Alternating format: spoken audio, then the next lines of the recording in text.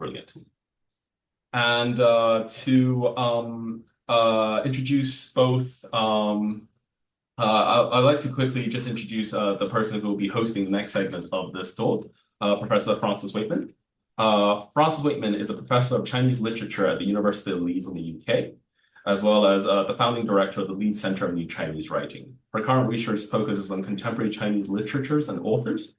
Francis has published widely on fiction, Chinese fiction in all periods, and also is the editor of the open access research journal Writing Chinese, a journal of contemporary Sinophone literature. And she'll be talking to Fan Wu. Fan Wu is a bilingual author and writer, and with her work being published in more than 10 languages. Born and raised in China, she traveled to the UK for graduate studies and later worked in the Silicon Valley high-tech sector. She holds an MA from Stanford University and now lives in California. She is the author of 3 novels and her short fiction that appeared in numerous leading publications such as Granta and Plowshares. She has been nominated for the Pushcart Prize. She is also the co-founder of the Society of Heart's Delight, which promotes interracial, intercultural dialogue, as well as the trustee for the Leaders of the Mother's Bridge of Love. She is the creator of the Chinese Immigrant in Silicon Valley and Beyond photo book. And I think without much further ado, I think I'll hand off to Francis. Francis, can you hear me? I can. Can you hear me? Excellent. I'm just slightly regretting choosing a photo for the bio, which was 20 years old, because of course, when you see the person on a Zoom call, the lie of the bio photo becomes particularly obvious. Okay, I'm delighted to have this opportunity to talk to Wu Fan about her wonderful new novel in English that I just finished reading this weekend, in fact, and thoroughly recommend it. But just Fan, for anybody who hasn't yet had the opportunity to read Souls Left Behind, can you give us all a short introduction to what it's about? Yeah. Yeah, thank you, Francis. I mean, it's truly a delight to be here. I think I always find this question very tough for me to answer because I spent 7 years writing the book, and now it's now you ask me to sum it up in a few sentences, but I will give it a try. The novel is about a story of the Chinese labor corps, who are the 140,000 Chinese workers brought to Europe by the British and French during the First World War to support the war effort. Spending more than half a century, this book follows my character David Zhang, and he was one of these workers on a journey that spans from his home in China to the battlefields in France. The book highlights a piece of history that's often overlooked, like forgotten history, and is the story also of friendship, endurance, and love and loss in the face of enormous challenges. Thank you. And what inspired you to write the book in the first place? So this book, I mentioned, I spent 7 years writing it. About 10 years ago, I stumbled upon an article online. It was about a cemetery in a small town in northern France. In the graveyard in the cemetery, 842 Chinese laborers from the First World War were buried. I was immediately intrigued by this story because I knew nothing about this history, about the 140,000 Chinese laborers sent to Europe during the war. So I started to do my research. As I was digging into the topic, I quickly realized there wasn't much information available. You know, right now, I mean, you see more archives, you see more articles online and also in book form about this particular history. But when I started to do my research, there was not much available. So I was looking basically everywhere, wherever I could find, you know, like scattered informations here and there. And also I was talking to people, hoping I could actually get more information. I mean, most people I talked to, either in China or the West, were completely unaware of this history. So despite their significant contributions to the Allied war effort, these Chinese people, you know, these Chinese laborers have been largely forgotten by history. So me personally, as a writer, I've always been drawn to themes like migration, displacement, cultural clashes, identity, survival, and the endurance passed down across generations. So it has a lot to do with also my personal experience. And so, but that's other general themes I'm very interested in. So it didn't take long for me to decide, that's a book I really wanted to write.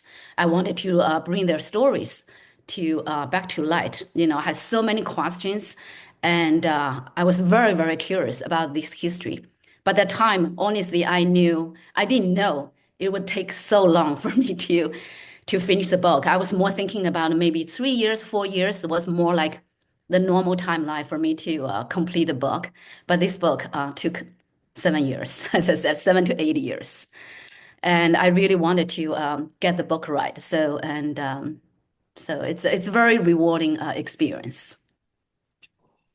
How important it's billed as historical fiction? How important was that level of accuracy in your research? How important was it for you that all of the details have to be accurate? It's a question which is always difficult to answer with historical fiction, isn't it? Yeah, this book is my first historical novel. And as I said, I didn't anticipate the level of research it would demand. When I started to write the book, I was just like, okay, I was reading novels, I was reading nonfiction. A lot of stuff is about First World War in general, not anything particular about Chinese labor corps. So and I understood, for me to get the book right, to achieve the kind of depth demanded by historical novels, definitely will take time. I just had to understand so many aspects. I was listing the questions I had. So I had more than 100 questions.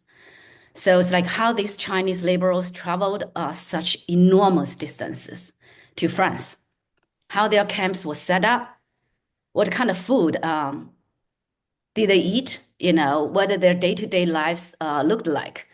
I wanted to know the reasons, the seasons affected them, why they left China, and their family members in China, the type of work they did in Europe, and the clothing they were wearing, and the pay they received from the British and French government, and how laborers hired by the British were treated compared to those hired by the French.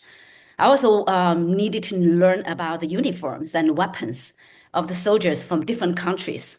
So, and the fashion during the time, what kind of clothes men wore, what kind of clothes women wear, and how the gantries were built and maintained, and what the life was like inside the gantries.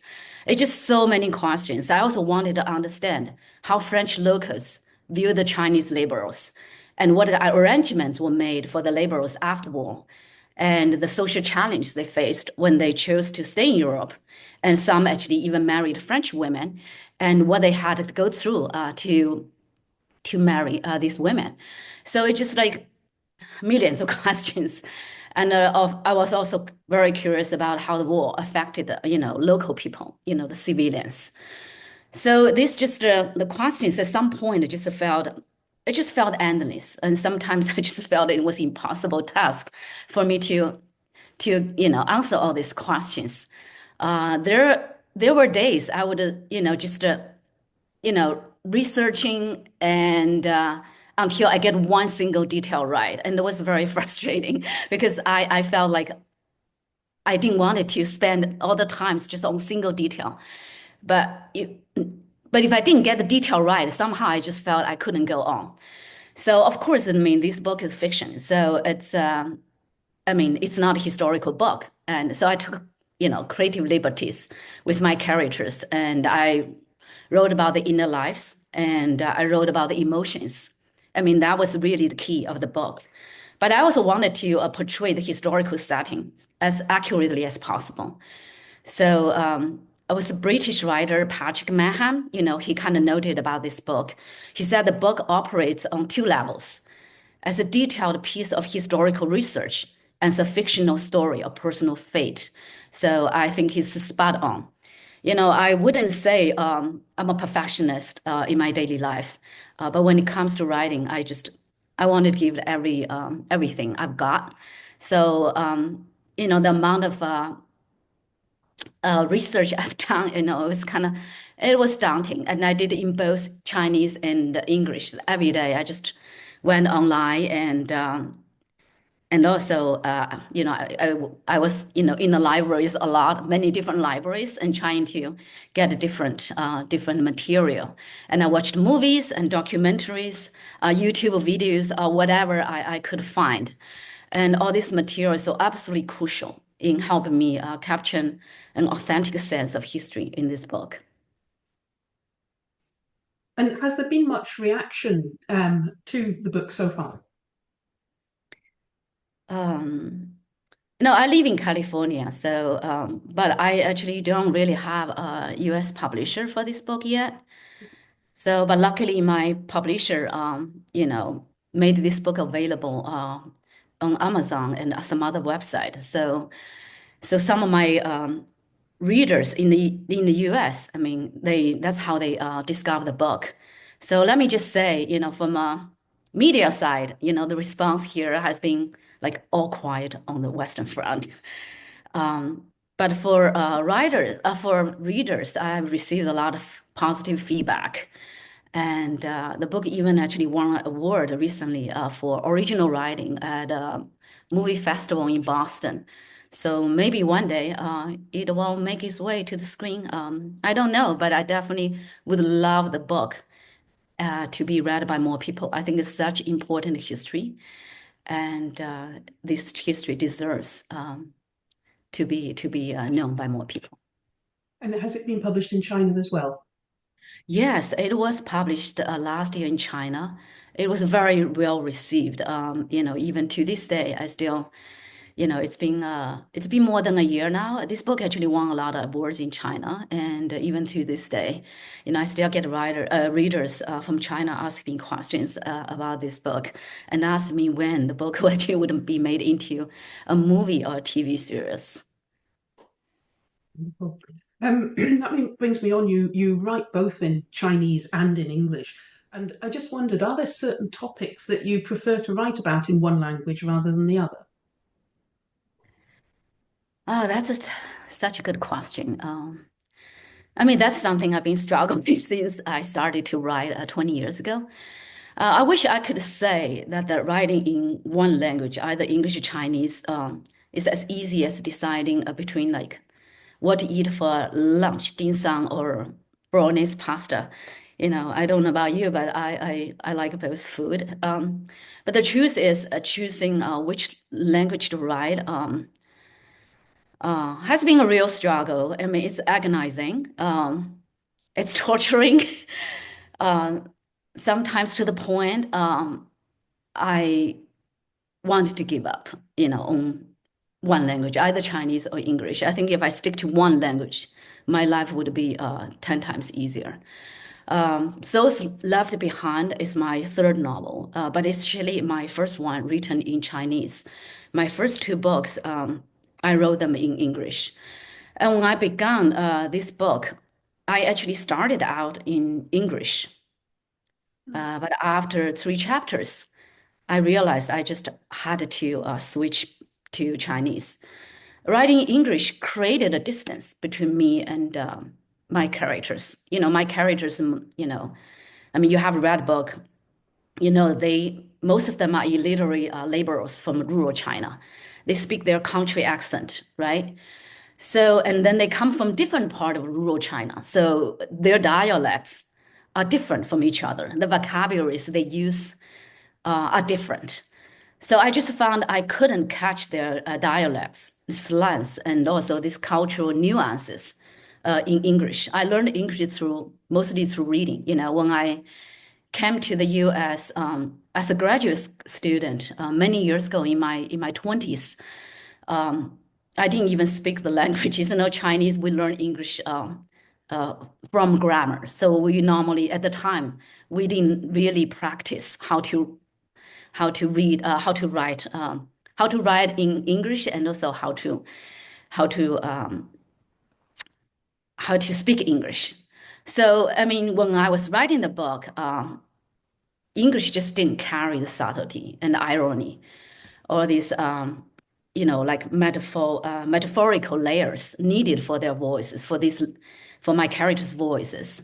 So, and it was very painful for me to make the switch, make the shift from English to Chinese, because I knew I would have a huge problem finding a publisher, because in in the United States, only 3% of the books are, books translated from other languages. So it's just really hard to get a publisher if I didn't write the book in English.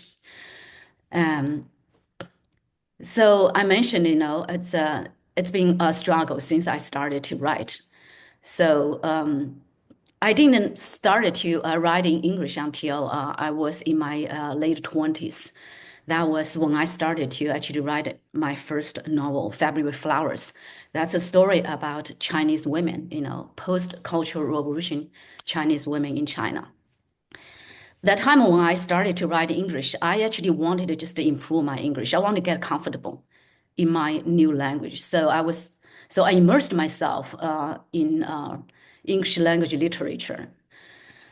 So it's interesting. After I finished the book, it took me 3 years to write my first novel. When I finished the book, I realized my Chinese was starting to fade. I was very sad about that. So, I mean, Chinese language to me, is something so dear to me. It's such a beautiful language with so much depth. So I dived back into Chinese books just to stay affluent, to stay really, connected with my mother tongue. But after I was doing that for a while, my English would suffer.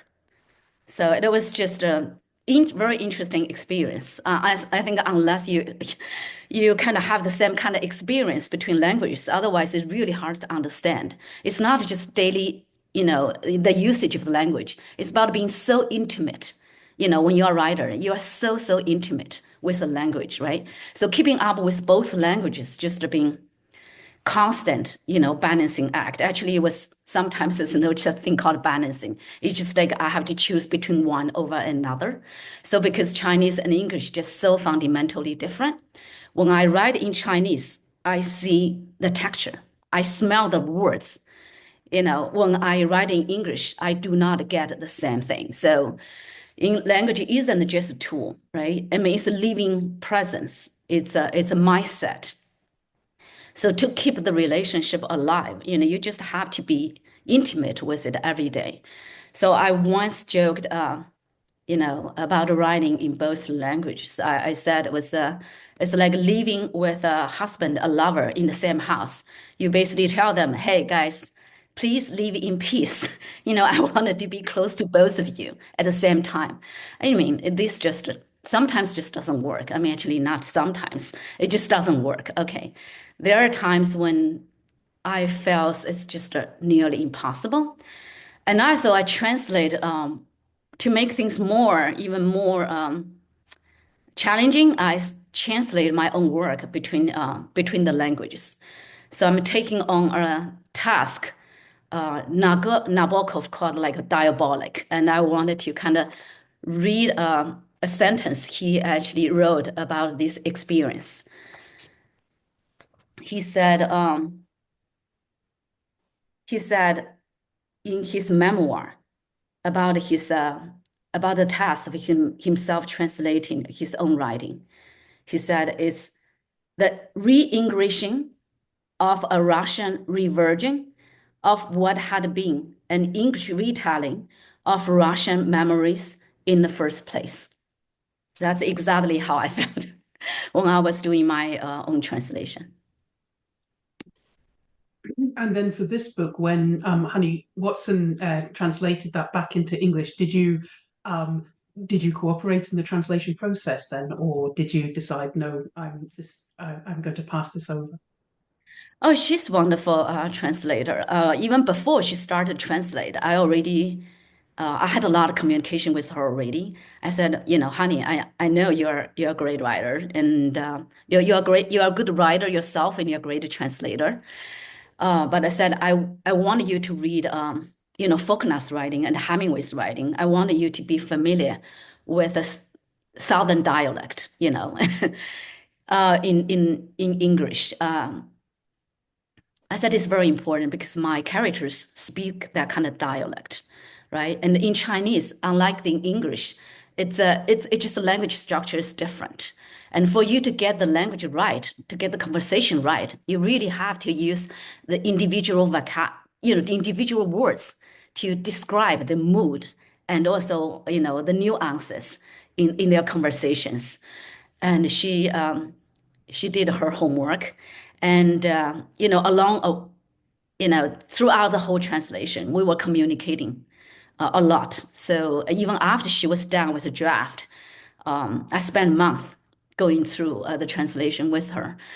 I didn't really want to do that, but it was just impossible because for me, as a writer, and so for someone who also writing English, so I already have my own style in writing. So it's I mean, thanks to her, I mean, she was just amazing, and we communicated really well. So I just I really owe her a lot of gratitude, and she's amazing. Much of your writing concerns the Chinese immigrant experience in the West, whether that's in the US or in Europe, including the UK. You've been writing for 20 years. In your view, has the situation changed over these 20 years that you've been writing?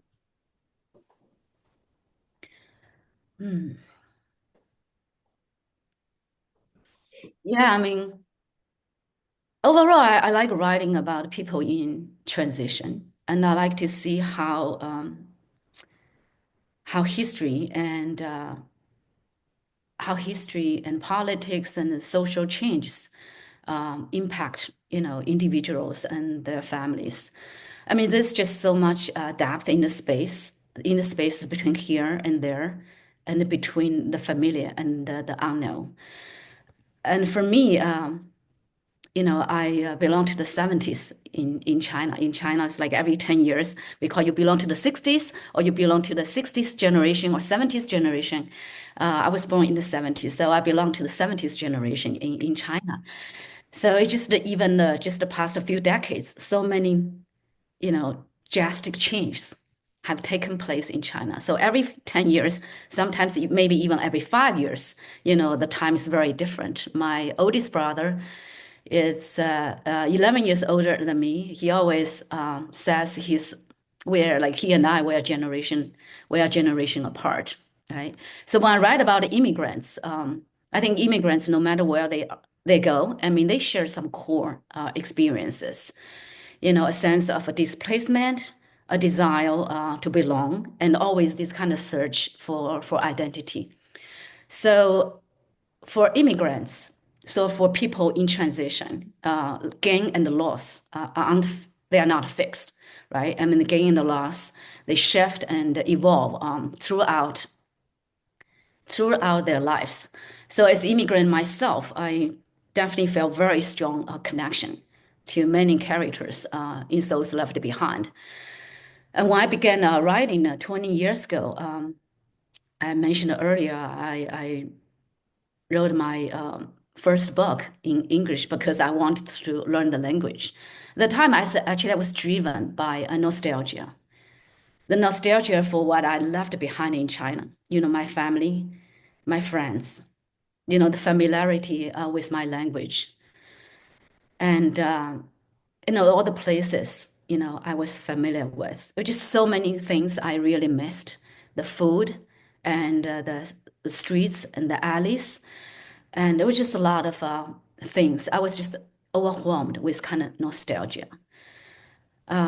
Today, you still see the nostalgia in my writing, and it threads through my work. But I'm more curious about how we create a new identity. So how we make meaning in our life, kind of between our memories and change, how we negotiate, the kind of unique path. So this shift in perspective definitely reflects, I think, immigrants' experience in the U.S. over the past 2 decades. I'm sure, also probably in the UK and many other parts of the world. So immigrants and minorities have pushed for more presentations and more acceptance. They have made a lot of meaningful progress. So when I arrived in the US at 24, at 24 years old, I mean, I remember I was just really excited about the concept, of a melting pot. So to me, that just sounded so alien, sounded so exciting. And the kind of simulation, kind of like, okay, I said I wanted to really be be part of this melting pot. I wanted to really be assimilated. Even at the time, I did not fully understand what being assimilated means. But to me, it was like, okay, that means I would be very open-minded. I would be very curious. I would be interested in many different aspects, of cultures, different cultures. But now, I mean, I embrace the metaphor of salad bowl. It's like we are, you are carrots, I'm cabbage, and we're all different things, and we contribute to a very delicious salad, right? We still remain our own flavor and colors and texture, but together we contribute to a fuller, a more enriched society. So I'm also committed to promoting diversity and inclusion in the society. I mean, it's not to say, of course, compared to 20 years ago, we have made a lot of progress, for immigrants, for minorities. But the past definitely has not been easy. There are just a lot of real challenges, every day. Just look at what just happened in the United States with presidential election. So I don't want to talk about the politics today, but I have to say the political climate feels heavy. But I'm an optimist, by nature, so I will keep doing what I can to make a difference. Thank you. And continuing on that, just in a final question before we move on to look at some photos of the archive. But could you tell us a little bit more about that, about the work that you are doing outside of your fiction to help promote cultural sensitivity and inclusion? Yeah, I think ways in my family upbringing, in China, I mean, especially for my generation, was always we always carry a lot of social obligations and duties. And I remember my dad, when I was even just little, my dad always said to me, "Your life is much bigger than yourself. You needed to give back to the society." So outside my fiction writing, I'm involved in several projects and organizations that promote cultural diversity and inclusion, especially for Chinese communities living abroad. And a few years ago, I co-founded a nonprofit organization called Yuanse, the Society of Heart's Delight. It's based in California. We organize events, dialogues, and workshops to build connections and foster understandings across the different cultures. For a lot of Chinese immigrants, even they have gained fantastic education overseas, but a lot of them still lived in a very very limited, environment. They only meet Chinese friends. They only eat the Chinese food. A lot of them still find it, language barrier and cultural barriers being really challenging. So this organization, we wanted to help more immigrants to communicate with locals, and also we want local people to get more understanding about Chinese immigrants and just overall, a different cultural, to just foster different cultural understanding. I'm the creator of the bilingual photo blog called Chinese Immigrants in Silicon Valley and Beyond, my story, my community, and my home. Daniel mentioned a little bit earlier about, my project. So I started this project during the pandemic time because I saw, this anti-Asian, anti-Chinese sentiment, and I really want people to really to really have a dialogue. So this project features just personal stories from a variety of Chinese immigrants, people coming from different professions and with different, experiences. So it challenges stereotype. It's just so many different stereotypes here about immigrants and about the Chinese community. And I wanted to break these stereotypes. And also I wanted to showcase a very diverse Chinese American experiences. This photo blog is bilingual. It's in English and Chinese. So I want people from other cultures to also to be able to access these stories.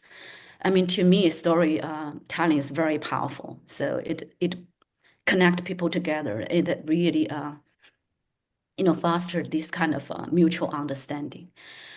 I'm also trustee and a longtime volunteer at Mother's Bridge of Love, Mu Ai Chao. It's a UK-based charity founded by writer Xin Lan, a writer I deeply, deeply admire, and she's my hero. So, and this organization support adoptive families in the West and rural China, rural children in China. So, Mother's Bridge Love is a very big supporter of my writing. So, I want to give a big shout out for their support. And this year, actually, the organization just celebrated its 20th birthday. And so if you visit the website, you will see a lot of beautiful pictures and stories about the organization. Another exciting new chapter in my life is my career as a mental wealth therapist. I went back to graduate school early last year. So right now I'm in practicum, and I work with many clients from underserved communities.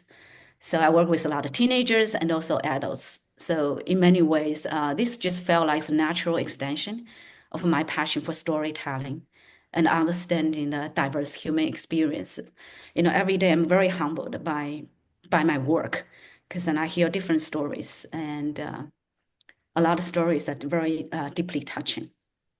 I'm just curious to see how this new career will continue to shape, enrich my life as a writer. And to me, I think they go hand in hand. I don't really feel like time I spend working as a therapist, pulls me back from being a good writer. I felt like, if anything, it enriches my experience as a writer. So I cannot wait to explore, like deeper emotional world through my writing.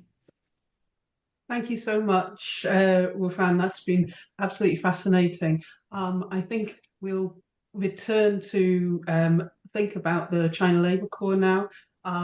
We'll be coming back to having a short reading from you before we get into the Q&A section.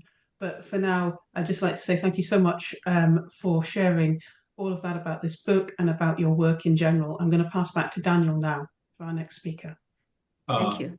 Thank you very much for that, Francis. That was fantastic. It was fantastic to hear about how the book came about.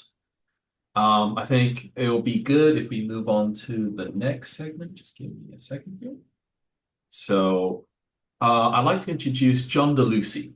John DeLucy was born in Malaya and lived in East Africa, England, and Canada. He retired from the British Library 14 years ago, and he inherited an extensive family photograph archive.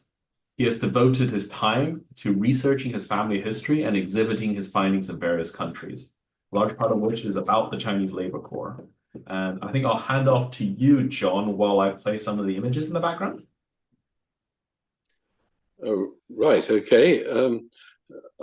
Certainly in growing up during the various periods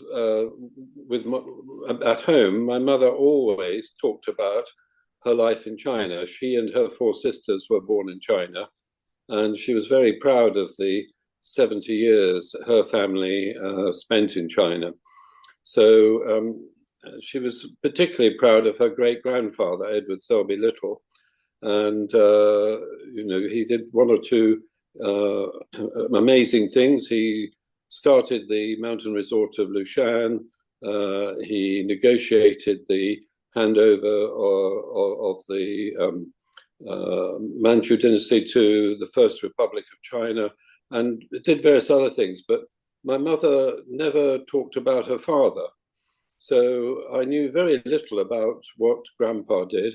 And really, it was just quite a shock for me to find well, it was actually 2014, when we were celebrating the 100 years of the First World War, that there was a program on BBC Southeast News that said, wasn't it strange that there are 6 Chinese graves in Folkestone Cemetery? And why were they there? And they started looking into it. It just so happened at that time that I was going through some cupboards in our dining room, wondering what on earth I had inherited from my parents. I knew that there were enormous numbers of photographs, but I came across this wooden box full of about 150 glass slides. And on the front, it said Chinese Labour Corps, 1917 to 1919. So I had a look and I thought, oh, these photographs look quite interesting. I hadn't realized that my grandfather had actually signed up to be an officer in the British Army in Shanghai and had spent nearly 3 years over here in England at the First World War with the Chinese Labour Corps.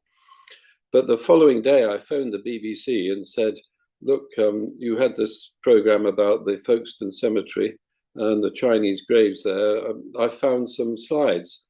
The BBC put me in touch with a chap called Steve Lau, who the following day caught a train from London down to have a look. And he was astounded. He said, oh, we haven't seen these kinds of photos, which are pretty intimate, everyday life stories of the Chinese during the First World War. And from there, the first major exhibition of them was Durham Oriental University scanned all the glass slides at high definition and held a big exhibition in 2016. So from there, the word got about that I had these unusual everyday life-size photographs of the Chinese Labour Corps in France. And it went on from there. I've done very little other than provide the story and provide the photographs. But luckily, word got around. Both must have had about 7 or 8 exhibitions in the UK, especially where Chinese Labour Corps graves are in Plymouth, Liverpool and Folkestone, and obviously quite a few exhibitions in London, plus 3 or 4 in Belgium, and I've had 5 now in France. And of course, in the Chinese in 2018, Weihai decided to take an interest in the Chinese Labour Corps, where the main recruitment was. So I was invited to go to Weihai for a week to look at the, to take my photographs and look at the fact that in Weihai they were building a museum specifically just for the Chinese Labour Corps. And they were very pleased to receive copies of all my photographs. I haven't been back since that museum was finished. But after that week in Weihai, Steve Lau took me to sort of a marble manufacturing area just southwest of Beijing.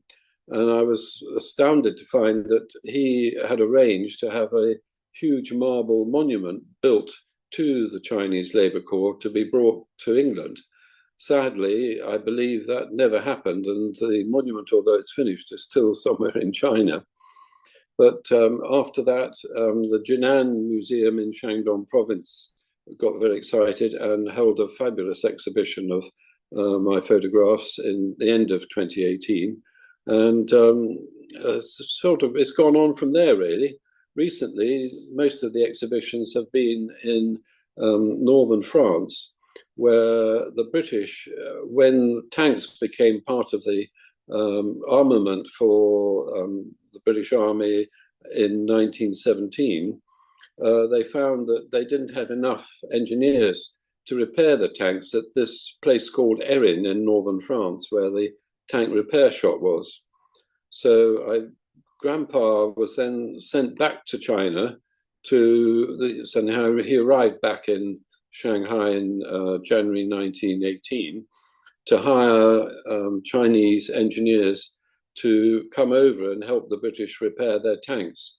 And he came back in May 2018 with a shipload of engineers and technicians, and took them to Erin, where they were able then to help the British repair their tanks. I didn't realize that actually the Chinese were then asked to stay on till 1920, and that included my grandfather, who eventually came back to Shanghai in 1920 to join his family again. But it's been a very interesting research project, and I'm delighted that his photographs have given so much pleasure as to some of the real life situations that the Chinese Labour Corps were in. What I now have to do, I have about 30 or 40,000 photographs taken by great-grandpa and grandpa of life in China between 1886 and 1950 when they left. So I've now got to perhaps try and work on those. But it's been a lovely period learning all about the Chinese Labour Corps in Europe. The last 2 years have actually taken up most of my time with the refurbishment of our homes. 2 houses in Shanghai have now been turned into a museum, and our house up in Lushan has been renovated, but I don't know quite what's going to happen to that.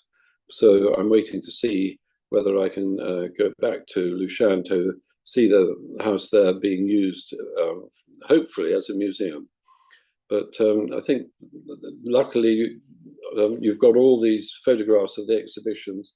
Hopefully people find that quite interesting to see some of the photographs that were exhibited across Europe. Okay. Thank you so much for that. I think that was a well, if you don't mind, John, I'd like to send a few select images to the participants of this chat just to give everyone an idea of what the life during the Chinese Labour Corps was like. And I think next we'll hand off to Wu for a quick reading. Yeah, thank you. John, I just wanted to tell you, the archive was a direct inspiration. Your archive was direct inspiration for this book. When I started to write, I actually came across some of the photos from the archive. The photos describing the laborers' daily lives. Some of them actually, I wrote, in my book, the description was strictly based on some of the photos. So I used my, imagination, and I connected all the photos together, and I kind of formed some stories. So without your photo archive, I felt this book would have not been the same. Oh. At the time, I'm sure, so you were not even probably aware some of your photos were kind of online. They were actually everywhere. And you just showed one of the photos of the laborers, like 6 or 7 of them, like the front shot, and then they were smiling. So that photo, and I saw it so many times in many different resources. And I also at some point wanted to use the photo myself because I felt when I looked those faces, and I just wanted to know more about them. So thank you so much for the amazing archive. My grandfather wrote underneath that photograph just the words "amused at the camera." So that worked. There you are, yes. And that's been the most popular photograph that he took with CLC badges on their hats. So that's the one that most people have enjoyed looking at. Yeah, I think these photos says a lot about their life. These are the laborers, right? Leaving their families behind. And almost every one of them probably never left the country before, right? Not even the country, left their village before. So, and now, they are going to Europe. So it's just such amazing photo. And it just says so much about who they are. And here I wanted to read just a little bit. I would just spend a couple minutes and reading some passages from the book, just to give people some idea about the writing. So this is from passages from chapter 5, and David, on his 85th birthday, David leaves home without telling his daughter, and he goes to visit the graveyard, where his comrades were buried. David walked between the gravestones, stooping from time to time to wipe dirt off the tablets. Some of their words had already been eroded by wind and rain, but most were still clearly visible. Each bore the name of the deceased in Chinese vertical script at the center. His place of birth to the right, and eulogy carved in Chinese and English at the top. A noble thing, bravely done. Though dead, he still liveth. The bottom part of each stone read, Chinese Labor Corps, followed by the deceased ID number, 70710, 48979, 56543. David whispered the numbers. He saw the flesh and blood behind each code, impersonal Arabic numeral. He had dug trenches and carried shells with these men. They were his brothers. He had worked, chatted, played, and laughed with them. 58909. David muttered his own number. He had been addressed by it countless times in his dreams. He dug the 2 cornflower brooches from his pocket and kissed one before setting both in front of a tombstone. He felt that Margaret would be pleased to have traveled here with him again. Tired and closing his eyes, he rested against a low wall at the rear of the cemetery. He exhaled a satisfied breath, as if he had returned to a home long missed. I also wanted to read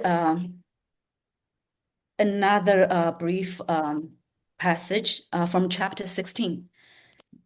This is about the laborers working, doing trench work. It rained and snowed continuously for 3 days. The trenches were so thick with mud that sometimes your foot would emerge from the bog without its shoe. We did not stop working every day from dawn until dusk. Our bodies were soaked despite our raincoats, and many people developed itchy, painful patches of blue-colored frostbite on their hands and feet. Their sores swelled and made it difficult to wear shoes. The doctors could do nothing to help, so we used all kinds of folk remedies, rubbing the affected areas with snow, saliva, or grass roots. Sometimes the wounds would break and pus would pour out to reveal red flesh inside. The slightest touch was excruciating. Some had feet so frozen that they looked like blue-purple turnips. which their friends would place against their own chests to warm them up. Old Suan advised everyone in our section to remove their shoes every few hours and massage the soles of their feet to prevent frostbite. We rubbed our hands and bodies constantly to keep the blood circulating. Before sleeping, we would remove our clothes and do exercise under Old Suan's instruction. Then we got into our straw beds with cold blankets, which that way at least stayed dry. We finished our food quickly and soon received more. Black bread, frozen solid, and canned horse meat that was hard and sour. We wouldn't have touched it if we wasn't starving. So yeah, I'm done with my reading. I will give the time back to Francis.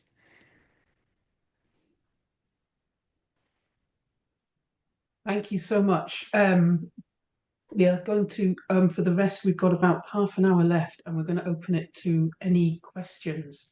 Daniel, do you want to talk about how the easiest way for doing questions is from your perspective?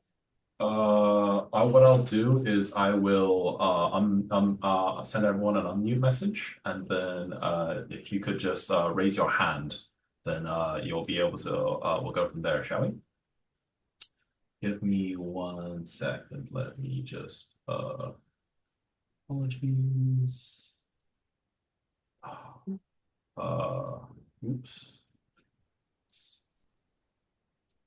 And just while you're setting that up, I just wondered if either of our speakers had questions for each other that you'd like to ask before everybody else. One thing I forgot to mention that one of the reasons why my grandfather and 2 other males in the family, so we had 3 men join the Chinese Labour Corps from China, was because they all spoke Chinese and they were able to communicate with the workers. And I think because he had a camera and he spoke to them in Chinese, he was able to get the very friendly looking photographs that wherever there were Chinese laborers physically in the photograph, they didn't seem terribly unhappy or badly treated, that he seemed to have a rapport with them, partly because he was able to communicate with them in Chinese.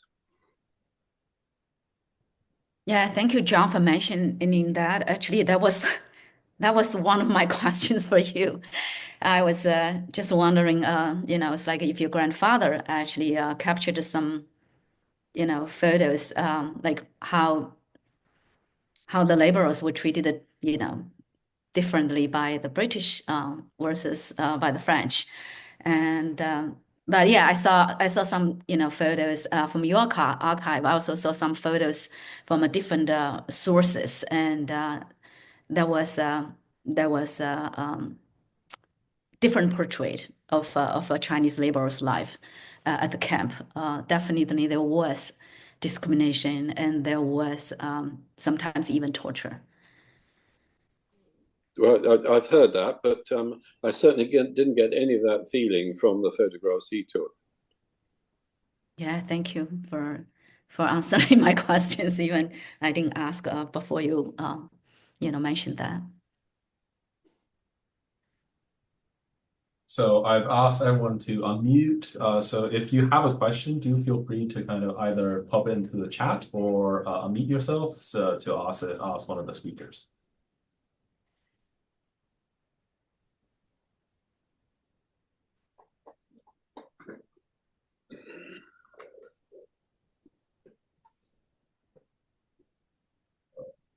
Can I just ask again while people are thinking? John, did you mention that your great grandfather had established the Lushan resort? I just heard that briefly in passing, and I just thought I can't let that go. I want to hear a little bit more about that before we go back on. Sorry. He was a missionary in China on the Yangtze Valley, just below Lushan, and they had a really hot, humid, torrid summer in 1895, and he decided that this wasn't any good, because when English missionaries became ill, they were sent back to England. So it was 6 months travel and to recover. So he found the cool air up in the Lushan Mountains nearby very refreshing and reviving. So he bought the mountain in 1895 and built the first house in 1896 and encouraged all the other missionary systems around China to come and send their people up there to recover from the heat of the plains.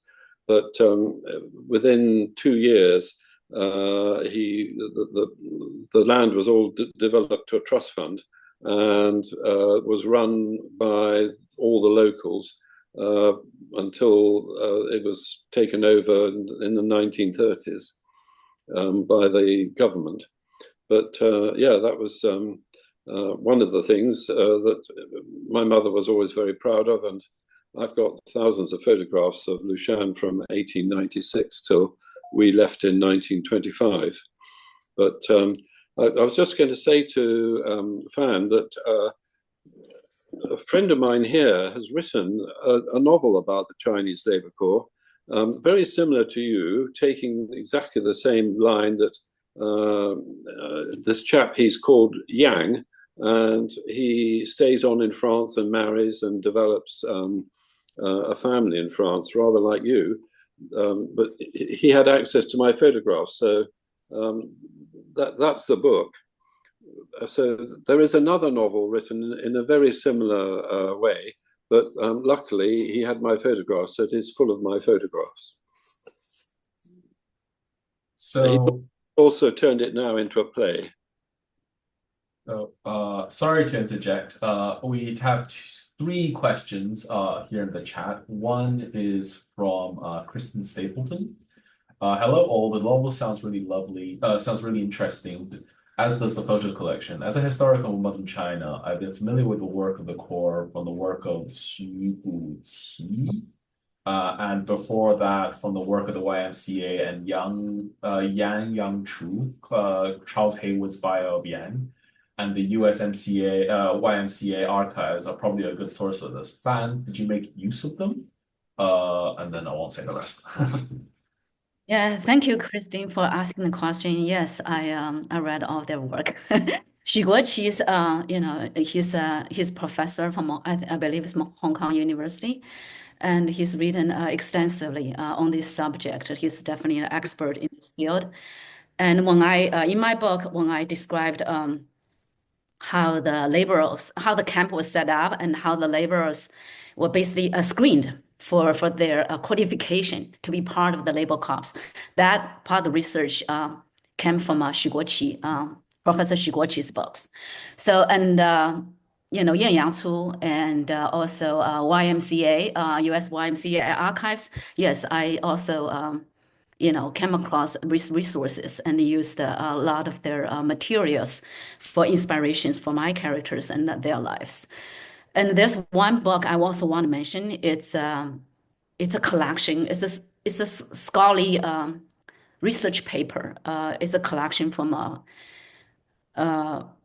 university in France. I believe the editor is called Mali, and that archive is different articles, research papers actually about the Chinese Peace Corps, and that book also was crucial, for my writing.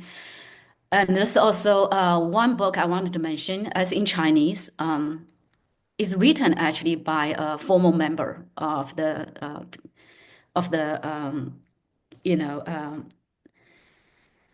the crop. Basically, that book is a writing about his daily life when he was a laborer. So it's extremely interesting. So in my book, I mentioned the laborers. I mean, when they got one day off, they went to the town to drink coffee and to try different new food. And that was from the book. And they took the bus, and they were taking elevator. They were the first time they saw the modern technology, the elevator, and they were, taking the elevator up and down. And that was from that book. So it's just many different, sometimes it's scholarly papers, sometimes just personal narratives about the daily life. But thank you, Christine. I mean, those books are wonderful sources for my book. Thank you. Thank you for that question, and thank you for the answer, Raoul. I have two questions here from Chen Xiaomei, which I'm going to compress into one because they're one aimed at each speaker. Thank you for a great panel. Question for Fan. Can you be more specific about which major part of your book that was fiction and why? And for John, thank you for your hard work. Can you tell us more about your father? Why was he involved in the first place? Also, where and how can we visit your archives? Are any available online? Okay. This book is fiction, so I don't claim it being, historical. I mean, it's not a, scholarly book.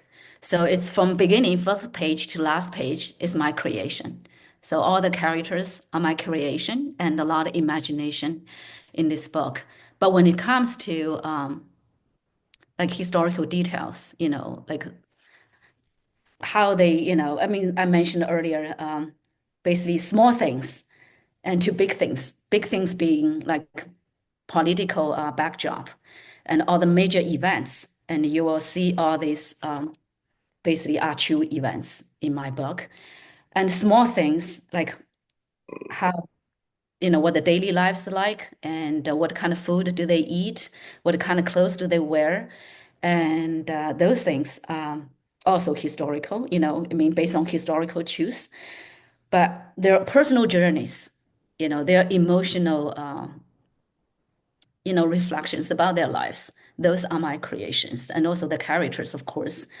I have two generations in this book because I wanted to see how, you can say it's like how through generations, I wanted to see this impact of the history. So to me, it's always interesting to bring a different generations together. So there's a daughter, who is a very successful journalist in France, and she, is born and raised in France, and how she actually sees her father's legacy. Very beginning, she knew nothing about her father. So through her own journey, she also kind of discovers about herself. To me, I mean, that speaks of also my own experience as a younger generation.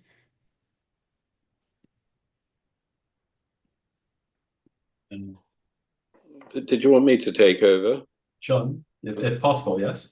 My understanding of the question is, how did my grandfather get involved with the Chinese Labour Corps? Am I right? Yes, exactly. My understanding is that by 1916, a lot of British people living abroad were obviously very concerned about the way the war was going, and they wanted to contribute in one way or another. My grandfather at that time was 40 years old, so he was too old to actually sign up and become a soldier. And when he heard that the British were looking desperately for labourers to go over, because my understanding is from the Battle of the Somme in 1916, so many British soldiers were killed that they had to start recruiting from the British labourers, and the cooks and the train drivers and the dockers were all recruited in to become soldiers, and therefore there was a lot of vacancies around for labourers, and that's clearly why in the end they recruited from all over the world. But the 100,000 Chinese that the British were after were, and I think they chose Shandong province because they felt the Chinese men from Shandong province were more suited to, or wouldn't find it so different coming to France. But my understanding is that he was wanting to do something to help the war, and went off to Weihai, I think it was in October 1916, to help with the recruitment.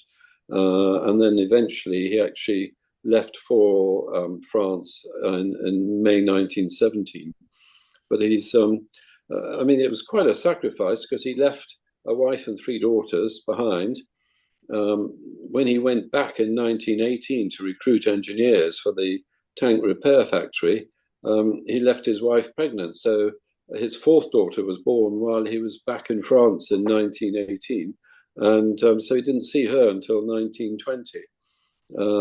And then, of course, he went on and had a fifth daughter. So my mother grew up, as you know, in China, too many daughters wasn't a very good thing in those days. So my mother was the token boy, and she was dressed as a boy from the age of 6 or 7 until 13, when it was obvious she wasn't a boy. But I've got photographs of her dressed as a token boy over those years.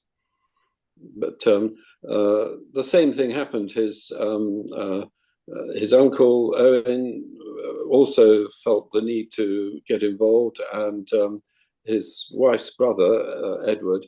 So there were the three of them joined up to help with the Chinese Labour Corps and to go over to help manage the Chinese labourers. Was there another question? I believe, where is there anywhere online that we can view your archive? Or in person for that matter? Sorry, I missed that though. So is there anywhere online or in person where we can view, is there like a permanent place that the collection is hosted in? No, it sits in a cupboard in my dining room.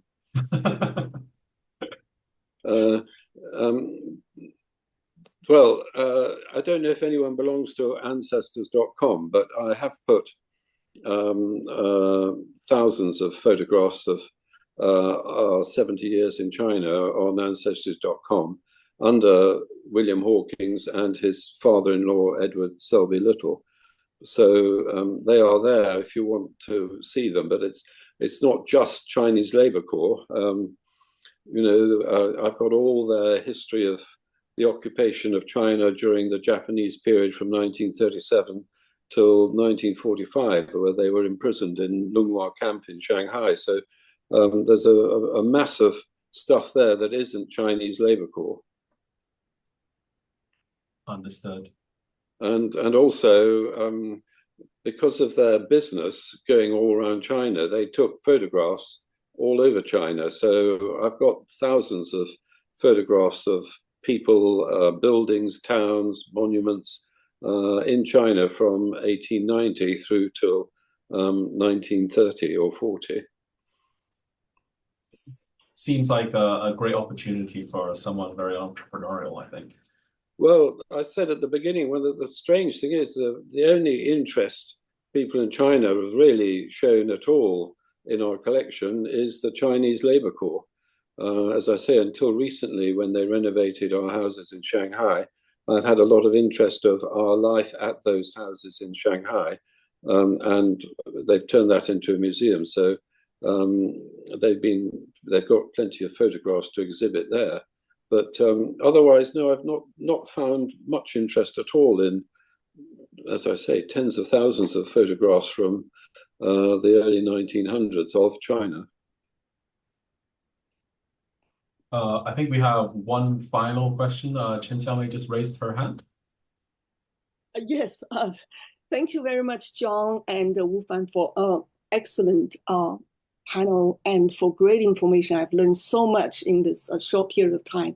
So thank you. And also for answering the question, which is very informative. A follow-up comment on John saying that archives are not really publicly available.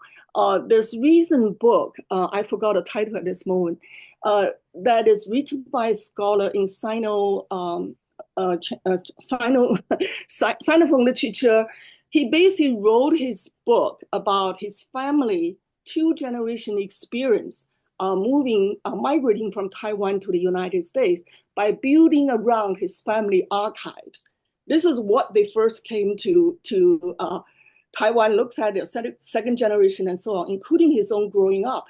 I think there's a book right there that can be written around your archive that basically telling the story of your grandfather. Sorry, am I talking too much? Sorry, I should stop. No, it's completely fine. Okay, in other words, a photographic history, especially together with Fan Wu's book, would be really, really very important, both in terms of writing new kind of history based on visual images, as well as making those wonderful photographs survive history and being made available to the public. Thank you very much. Just my 2 cents. Thank you for sharing that with us. My family tried to get me to write a book about the family history in China, but I'm an ex-engineer, and they sent me on a course to write, and at the end of the course there was no way I felt like actually putting a book together. So I don't have fans natural feel for writing. So all I've done is hang on to the stuff and not get rid of it. So luckily, everyone in the family knows I'm interested in history, and whenever they wanted to get rid of stuff, I've always said yes. So I've actually got it all sitting in my house. Thank you. Excellent. Here, I just to add, can I have Certainly. a minute? So Francis just mentioned in the chat box about how the laborers, the CLC laborers, were treated differently by the British and French. And Francis, you're absolutely right. So I came across that piece of history also through my research, and laborers actually, I mean, those recruited by the British, they were trained like soldiers. So they practice, like soldiers. And then their camp, was also like the setup was according to the military policy. So you're absolutely right. While for the laborers hired by French, and they actually kind of, they were put in a community setting, so they got a chance to be mingled with workers. If you go online, you will see some photos.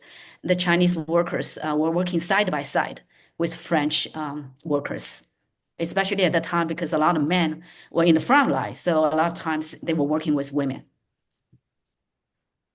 Just for the sake of clarity, because this isn't the first time that I have been confused with Francis Wood, I'm fairly certain that the Francis in the chat who gave that very informative comment was probably Francis Wood rather than me. But anyway, it's really interesting.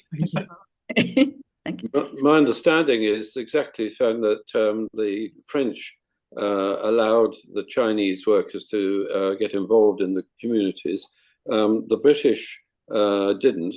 My understanding is that the French authorities insisted that anybody working for the British were kept within British confined areas and not to spread about. But I'm also understanding that the British sent all the Chinese laborers back to China afterwards and didn't allow them to settle in the UK. Are you aware of that? That was my understanding, that the British trade unions in 1918 didn't want some good, hardworking Chinese people coming in working for less than the British workers, because there are several places I've read that the Chinese workers worked much harder than the British workers. Yes, I did come across this piece of information. And also, I also read some Chinese laborers, and they managed to kind of move around, and they managed to also stay in France. And I mean, it's like different resources have different numbers. And what I read based on Xu Guoqi, Professor Xu Guoqi's work, and then he's basically said it's about 1,000 Chinese laborers eventually managed to stay in France. But some other numbers were also different. Also, in terms how many, CLC members actually died, during that period, during First World War. Also, the number actually varied significantly from source to source. And one source I read was 20,000, the people died. But in Xu Guoqi's book, I think it was several thousand. So it's just, I think it's still, still a lot of discrepancy. And I would actually love to really know at the end, so what are the real numbers, related to like COC death and also some other things. Seems like something that we're feeling the missing of Gregory tonight, because if I understood it correctly, Francis, that was primarily his like kind of locus of research, right? Where he studied really deeply the kind of Chinese diaspora communities here in the UK.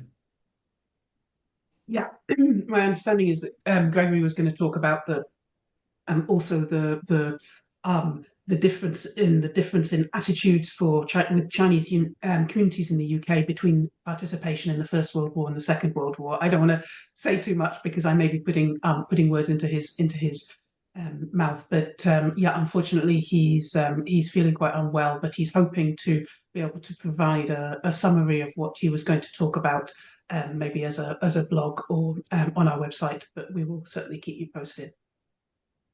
Seems like quite promising thing for round 2. So looking forward to that. I think I'll bring this event now to a close. Just a couple of housekeeping things right before we let you go.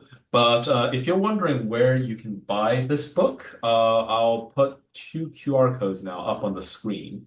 One is directly to our website if you're here in the UK. And if you're international, we would recommend that you go to blackwells.com to purchase this book because they offer free international shipping to pretty much all of Europe and North America. And don't worry, these links will be sent out tomorrow morning as well as part of a follow-up email. As part of that email, we will include in it this link to a reading guide we put together for Family with Souls Left Behind. So just in case if you're thinking about kind of sharing this with friends or family or reading groups or whatnot, there will be quite valuable resources on there, including free samples, a video from the author herself, and as well as questions in order to kind of guide you through this book. As we mentioned at the beginning, this event is sponsored, made possible by Arts Council England's National Portfolio Organization program. As part of it, they asked us to kind of find out the kind of demographics and things of that nature of our audience. So if you want to see more events like this and want to help us kind of fight Arts Council's case in front of central government for more funding for the arts, please do help us by answering this short questionnaire. Everything on there will be anonymized, so we wouldn't be able to see any personal details or whatnot. It's just simply to help Arts Council England fight for more arts. And thank you very, very much for coming, spending this afternoon with us this evening. And we hope you found that enjoyable, and hopefully see you again soon in the new year. Thank you. Thank you, Daniel, for looking after the technical side of it so well, and for coordinating everything as well. I'm glad you don't see the fire on, but I'm going on behind me. That's Yeah, thank you, Daniel. Thank you, Francis and John. It was just such a delight to finally meet you.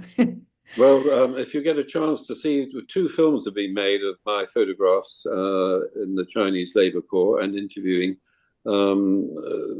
descendants of the Chinese who married locally in France. So if you get, I think I've sent a photograph of the film. So I hope you get a chance to see. Well, there are 2 films. All right. Thank you. Brilliant. All right. Good. Have a good evening, everyone. Or for you, Fan, good day. Yeah. Okay, take care. Bye. Bye.